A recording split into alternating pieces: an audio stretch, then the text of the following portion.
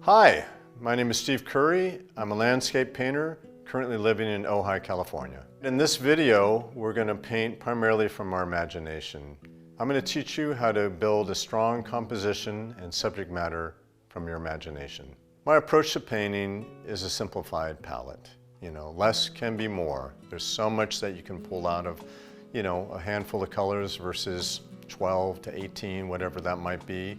I don't feel deprived in any way, and I get the results I want. Using classic proportions to break up our space, we're going to establish a color theme that we want to use throughout, whether that's a warm color theme, which I will be demonstrating in this video, and which will also be used in all the other colors to create color harmony.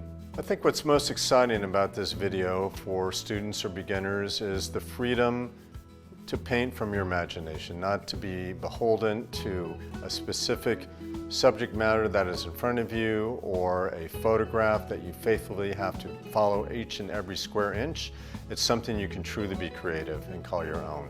So the scene in this video is near and dear to my heart. It's a classic California eucalyptus. The time of day is that golden hour when the sun is setting, the moon is maybe on the rise. It's just got that beautiful smoky light. And it's simple beauty, and you don't have to overthink it.